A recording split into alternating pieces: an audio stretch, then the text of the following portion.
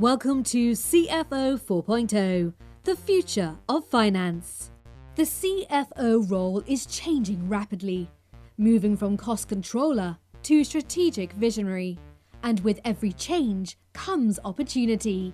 We are here to help you take advantage of this transition, to win at work, drive your career forwards, and lead with confidence. Join Hannah Munro, Managing Director of ITAS, a financial transformation consultancy, as she interviews key experts to give you real-world advice and guidance on how to transform your processes, people, and data.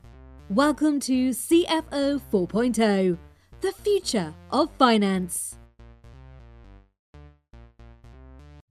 So hello everybody and welcome to this episode of CFO 4.0. I'm your host, Hannah Munro, and with me today is Gemma Doran. So welcome Gemma, great to have you on the show. Thank you, lovely to be on the show, really looking forward to it. And obviously in terms of your current role, tell us a little bit about, I guess, your journey into the CFO role and what that looked like for you. Well, if we go back right to the very beginning, I wasn't really thinking about sort of accountancy and finance as a career at all. I'd done work experience prior to going to uni as a sports journalist. I had worked on the BBC's defunct Grandstand programme and also with the Sunday Telegraph sports department. So I went to university, did a politics and international relations degree, which was a really, really fab degree because it exposed you to a lot of areas: politics, finance, geopolitics, socioeconomic issues. And then while I was at uni, kind of did a little bit of a pivot and decided that I was going to train as a chartered accountant, which I did in a medium-sized firm.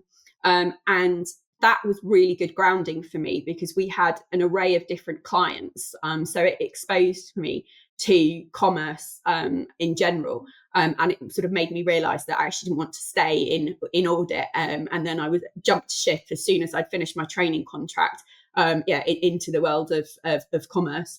And so I think, I've been very fortunate. I've experienced working with some large companies, but my background has been SMEs and just working my way up. I suppose there's a small hospitality bias, working in travel, cinema, hotels, and then latterly, working at Cult Wines, and then most recently with Savea, and in between, also doing a little bit of luxury men's fashion retailing as well. So I think being a CFO in an SME brings with it some sort of unique challenges, and I quite like that working in environment as opposed to sort of being in a more larger corporate organisation.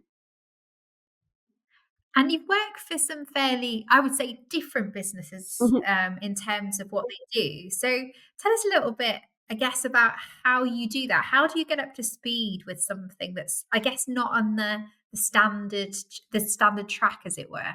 It was quite interesting. I was having this conversation with someone the other day, because often what you expect to happen in theory so does not happen in practice. So actually, when I was interviewing for a role a few years ago, one of the questions, and sort of they said, could you give us a presentation on what your, first 3 months, your second 3 months, 9 months, 12 months trajectory would be?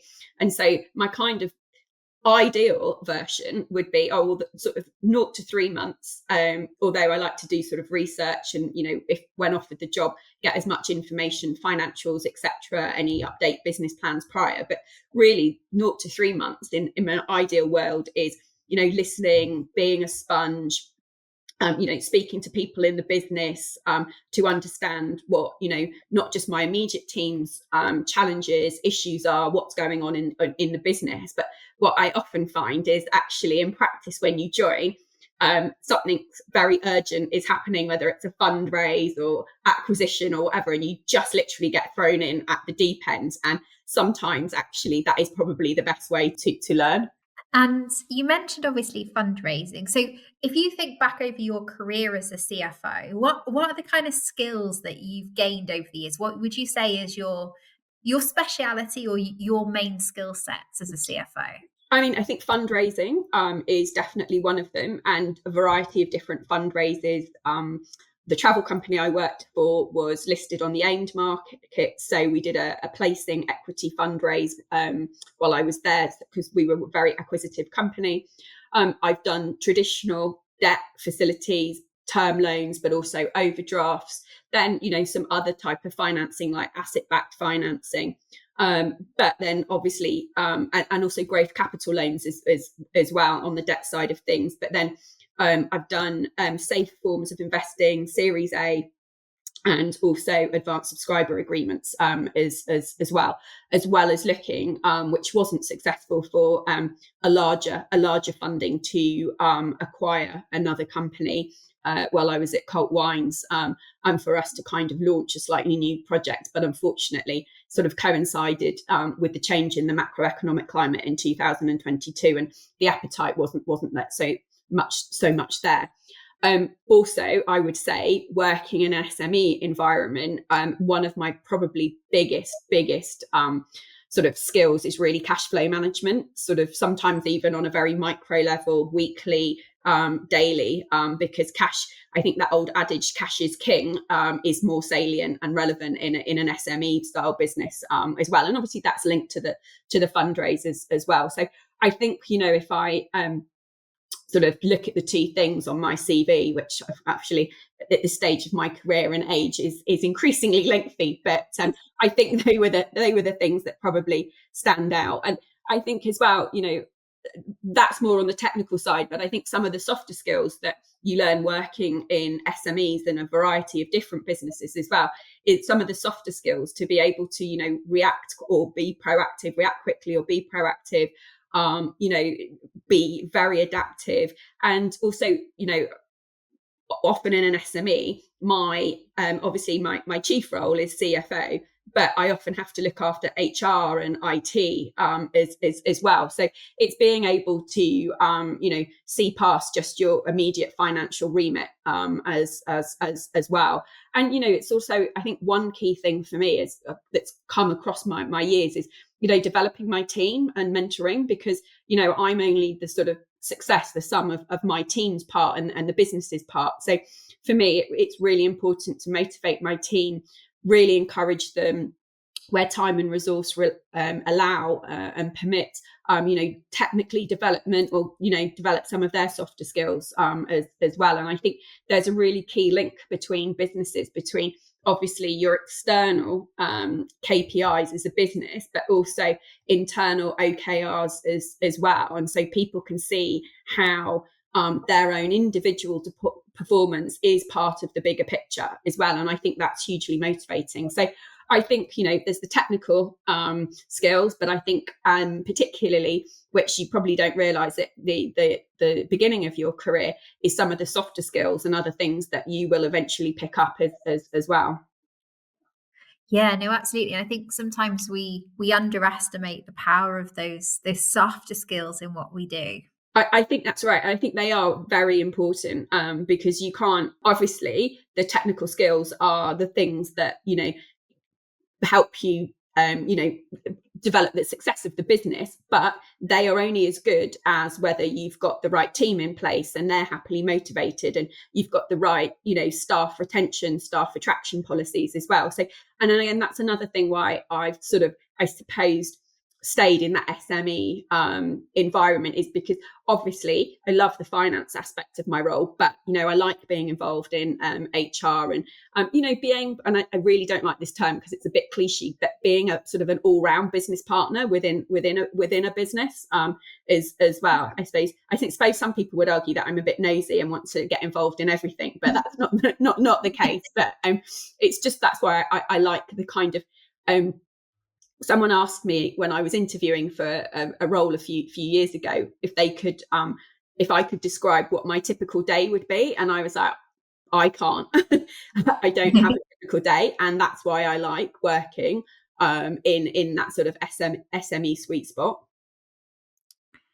Yeah, and you mentioned obviously fundraising as a particular skill set, and you mentioned some interesting different types of capital that perhaps aren't usual forms of capital, shall we say. So can you just talk us through those different types, perhaps, and what they are and the pros and cons as well? Like when you decide to go for those kinds of funding arrangement? Sure. So, I mean, for example, when I was at Cult Wines, we did a SAFE, so securitized assets for future equity. So we I think it all depends really on the level of funding that you want to get as well, and what you're trying to offer. And I think why that type of funding worked for Cult Wines was because we were looking for about $10 million. And we were looking to individuals who could also add value to the business, not just in terms of their funding, but potentially could come on as strategic advisors. We're interested in the business, not necessarily give them a seat on the board, but potentially it could go to that when you have that future event that generates the conversion. When I was at Volleybek, I closed out their Series A, which was initially had been advanced subscriber agreement, and I think the beauty of that is it's quite good at getting money in quite quickly, which was what that business needed at the time. And also it helped because it aligned itself to their EIS scheme as well for the number of investors that they had. So I think when it comes to fundraise, I think it's important to look at what are you fundraising for? Is it just to help cash flow? Is it for an acquisition? Is it for development of, for example, at Cult Wines, we launched a Cult X platform, which helped democratize the entry into fine wine. So I think, it's necessary to look at the pros and cons in regard to what is the objective of the fundraise. I mean, for example, during COVID, the only thing that we needed was an overdraft facility just in case. And in actual fact, we didn't need it. But it was a simple, effective thing to organise with our bankers at the time, rather than to go out and ask for a term loan, because it was the most convenient and quickest option for us at the time. Yeah, and I think there are so many different types of funding arrangements now developing. It's hard to stay on top of them all and what the options are. It is, and particularly, and I'm sorry to keep harping on, but in SMEs type business, you have to know, because what you don't want to do is go for something that's going to be very expensive, and it's not going to be serviceable, because you're going to wrap yourself up in not just trying to make the basic service of the repayment or whatever, if it's a loan. So I think it's really important to stay on top of it. But I am not precious enough to think that I have all of the answers. And so I've been very fortunate to work with some really good strategic advisors, lawyers who I'm doing 1,000,001 things. So, I rely on my bankers at the time to come to me and go, oh, we've got this new product. Could it be applicable to whoever I'm working for at that time? And likewise, it's again going back, hopefully that my success is, I don't have all of the answers, but it's, making sure that I'm speaking to people and communicating with people so I know what products are available. So, for example, at Savea, there was a pre-seed round, and Savea was very fortunate to have an initial investor.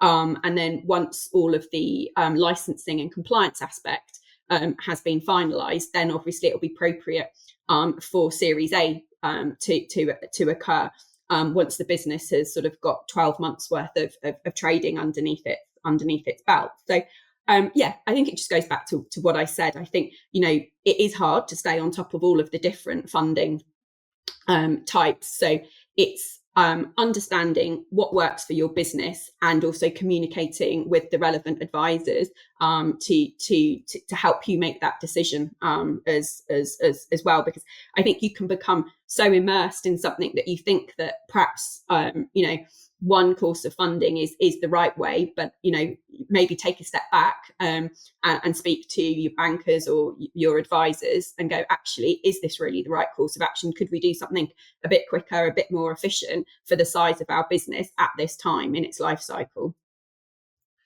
And so it sounds like it was an interesting time in your previous role.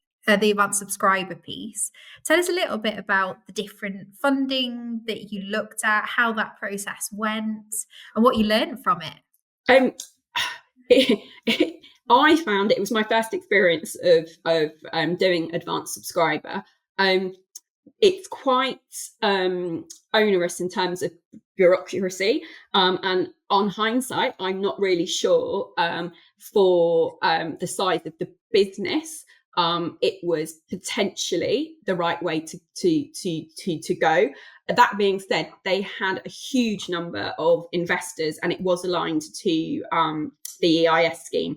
So it's a hard one. It was the only real course of action for them, but it required a lot of involvement from the lawyers. So obviously that's not cheap in itself. And I think in terms of the cost and the time resource, it was potentially quite onerous. And also things change quite quickly in terms of sort of the legalities of it. So if you don't close it out within a certain minute of time, then you almost have to start again, which again is, if you're an investor, is not ideal, because if you've invested, got the money in, which again, a massive pro for this type of investment is money just comes in ASAP.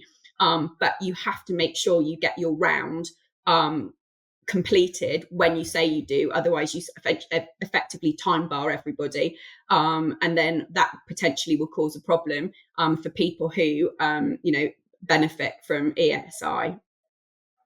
So how does that work then? Talk us through the mechanics of how that type of funding works. So we worked with our lawyers.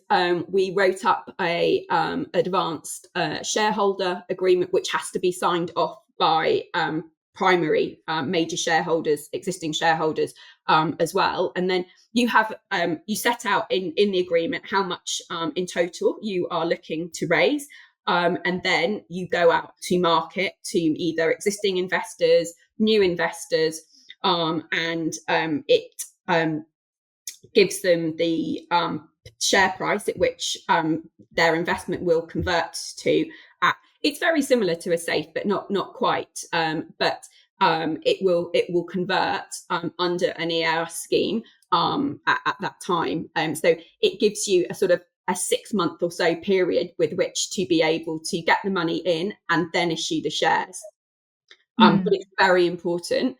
So it's a very quick way to get cash in, but then you have to make sure that the process of the legals is followed within a fixed period of time, so not to time bar everybody. Otherwise you have to kind of do a rewrite of all of the agreements, even though the investors had their money in. So I think, while in the short term, money comes in, it's really important to follow the process. Otherwise, you could end up tying yourself up in knots, and it needs to be closed, and no real extensions to the period that you stipulate in your agreement of when you're expecting the sort of close out completion date for the funding to come in. And if you haven't made your target, then that's it, you stop, and potentially, if needs be, do another ASA round to facilitate top up funding, or look at another form of funding.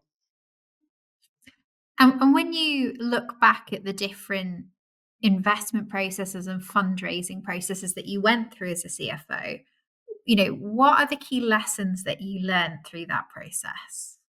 Never underestimate the time of the process, because it's always going to be longer than you expect. I think, having worked for sort of owner managed business and very strong entrepreneurs, they want to come in and maybe alter the process. So really making sure that, you stay on top of the process, don't get distracted, don't let the end goal change.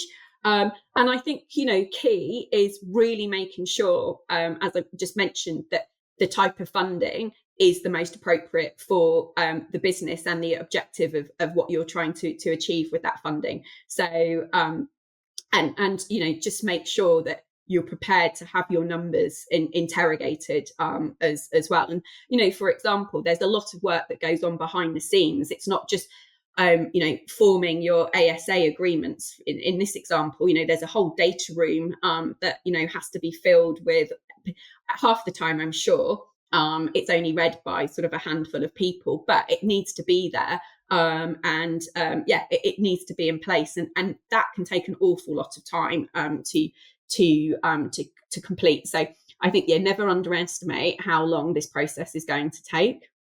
So for those of you that don't know what we do here at ITA, so we are a financial transformation consultancy that specialises in SAFE technologies, whether that is looking at a new solution, evaluating your current solution, or just helping you to get the most out of your current setup, we can help.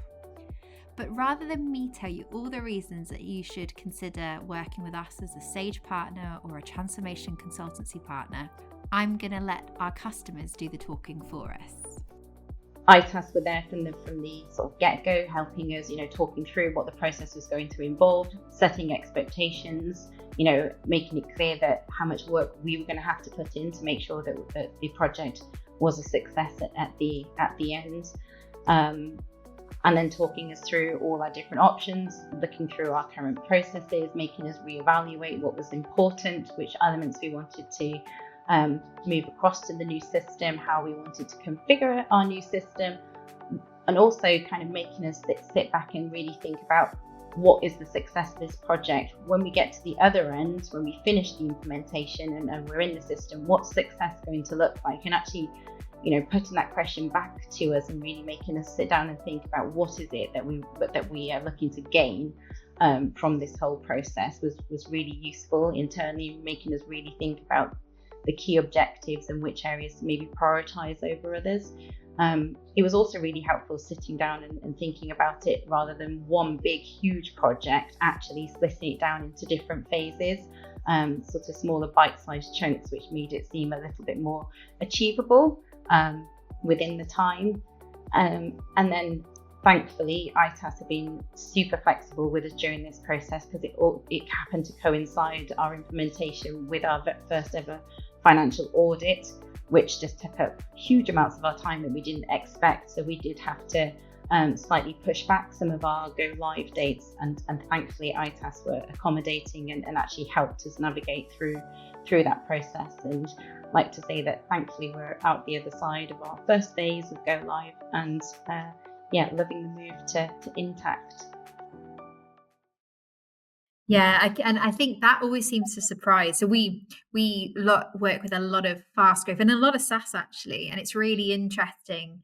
Their perception of how long each funding, when they're going to hear the news, is always very different from when they actually get the signature on the line. It is, and a lot of things are often agreed in principle, but it's that kind of agreement in principle to the actual, like you say, the signature and money coming in. And I think that's sometimes why the advanced subscriber is seen as quite an easy option to get cash into a business very quickly. But then you need to make sure that you've got all of the compliance in the background in place. So, and I think it's quite hard when you're sort of, you are entrepreneurial, you are in startup, you're very dynamic, you want everything to move so quickly, because, in general, the entrepreneur is, has got a million ideas coming out of them. And unfortunately, when you pair it back to finance, it doesn't work at the same speed as in my case, in the businesses, money's already been spent before it had been come in because, they had so many ideas. It's very important to communicate to all of the stakeholders and manage expectations to actually, it's not just, I'm being a bit flippant, an overnight process. It's months. It's not even in some cases weeks. It's months. And when I guess, because as part of you mentioned the data room, and a part of this process very often is things like forecasting and cash flows. So how do you find the balance between being the optimist and giving, good figures that, just needs to get the funding without kind of, I guess, compromising integrity and putting in misleading figures? Yeah, I think I'm a naturally cautious CFO, to be honest, because I think you are, you're making life very difficult for yourself if you're going in and you're going to say, we're going to double revenue, we're going to go from 50 million to 100 million with this level of funding because of X, Y, and Z.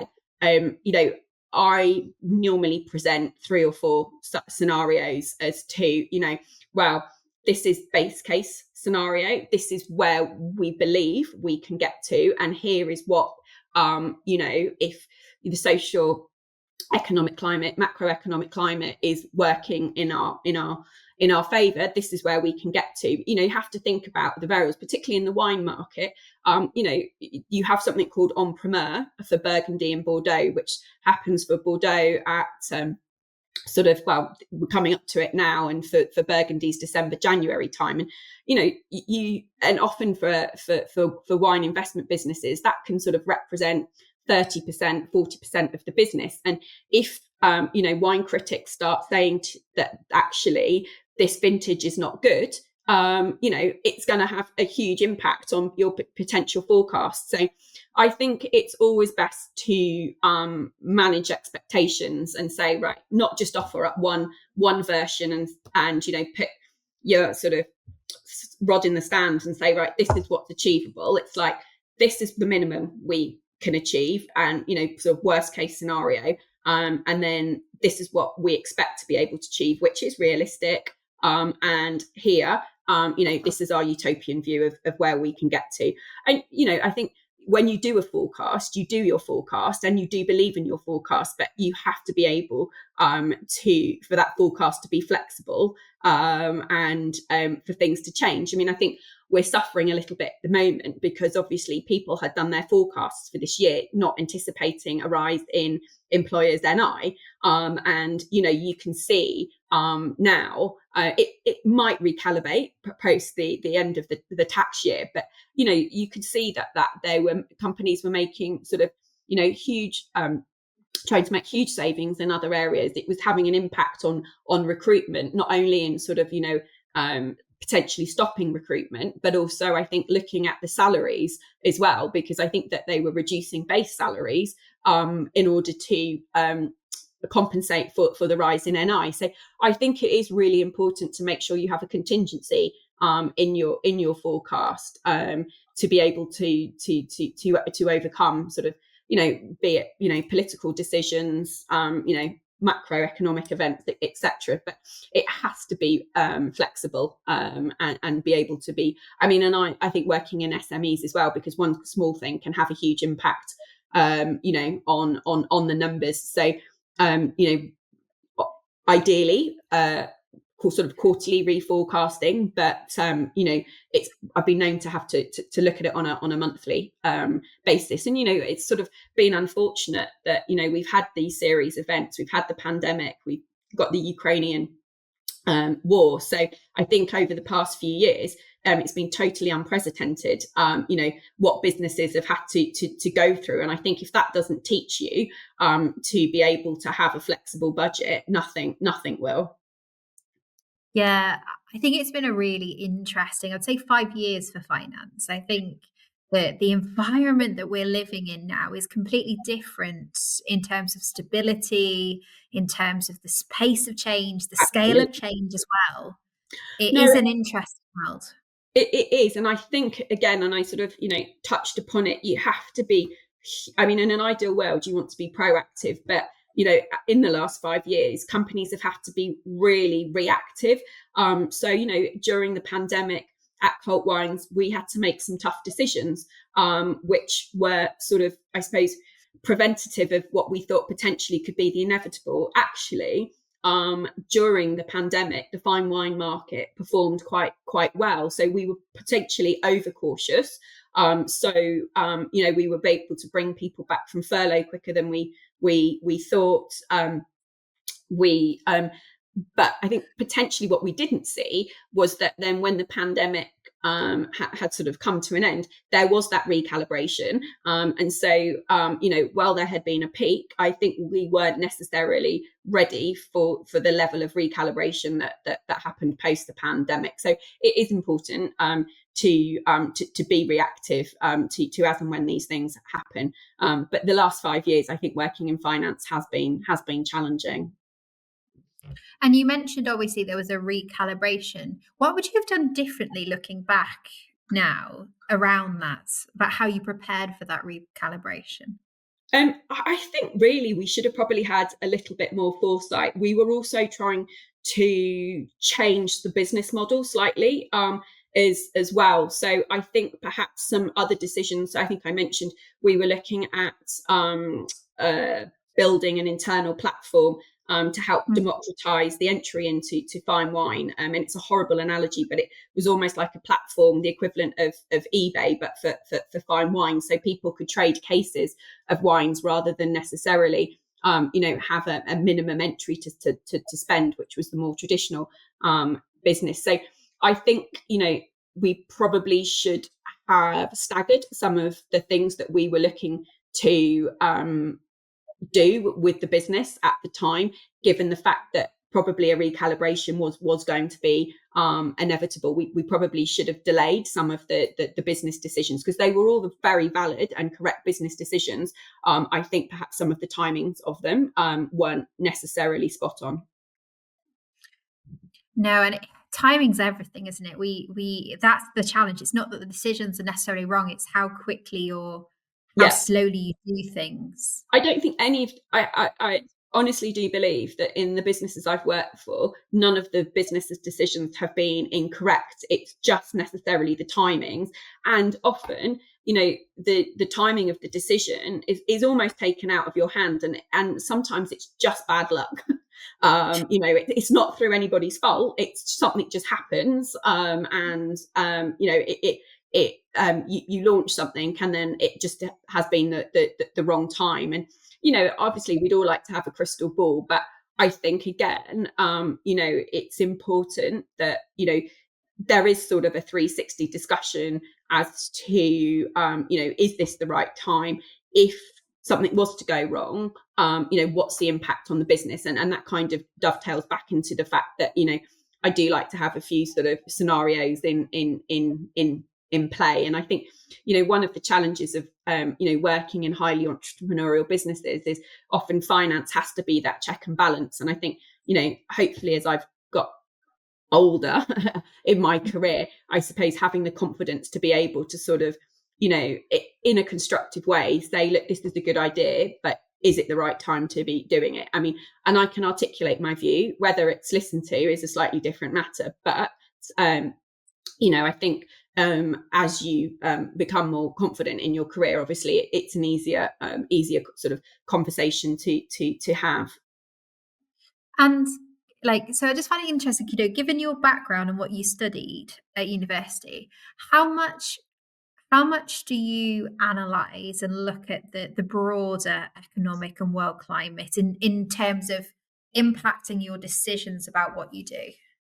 I think it depends. I think, it depends how urgent the sort of objective is or what have you. But I think it is critical. I mean, sometimes going back to time isn't permitting, but I'm the type of person that does like to consider the impact of things that are in the sort of macro sense. So, wine's very, is a good example, because there's so many things that can affect wine, from obviously micro economic issues to, the weather, to, having an impact on the vintage and things like that.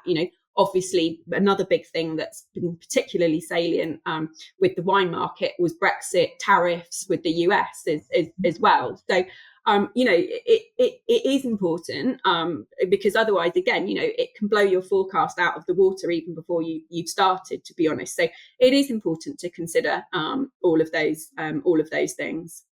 Particularly, Brexit obviously had massive impact on sort of the logistical side of cult wines, with the transportation of the wines into the bonded warehouses. So yeah, it's pivotal, really. They can't be ignored at all, really. And when you look back on your career and what you've achieved, what moments within your career are you most proud of? Gosh, I think that's a tough one. I think there are a few things, to be honest. I mean, I have to be, when I was very green when I left audit practice, and to be brutally honest, I don't think I ever thought I would make a CFO. So I am very proud that I have become a CFO. Within some organisations that perhaps you wouldn't expect to have a female CFO as well. And I think, for example, at Cult Wines, when I joined Cult Wines, revenue was 50 million. When I left, it was 100 million.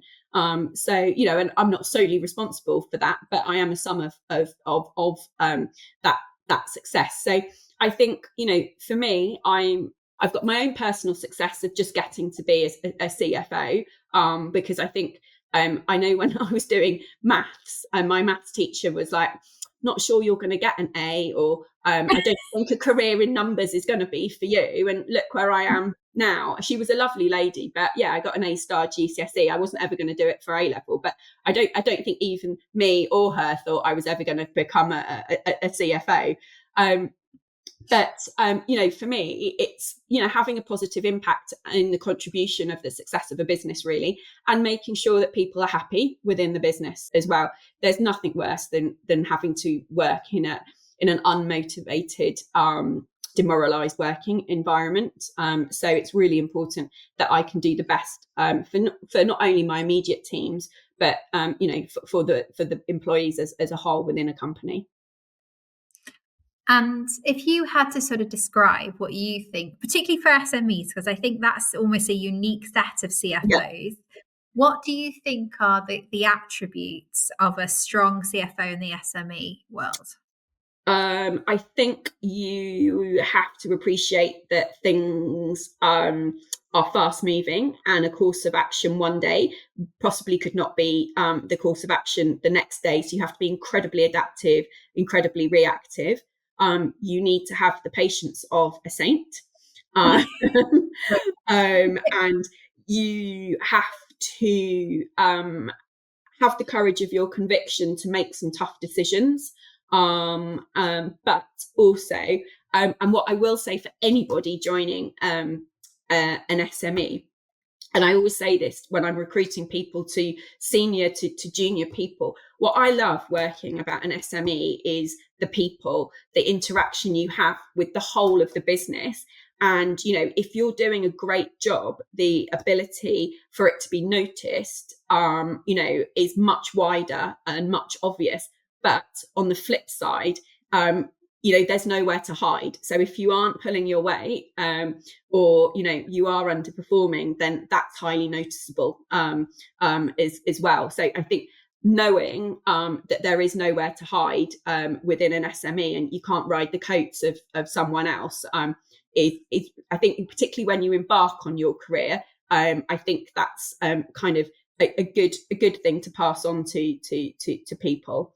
And I think also, I suppose, working in an SME environment is working in an SME. You always think that you are going to grow, and this is how we're going to do it. But I think sometimes in an SME, you have to work a lot harder to get the investment, or, get the belief from stakeholders,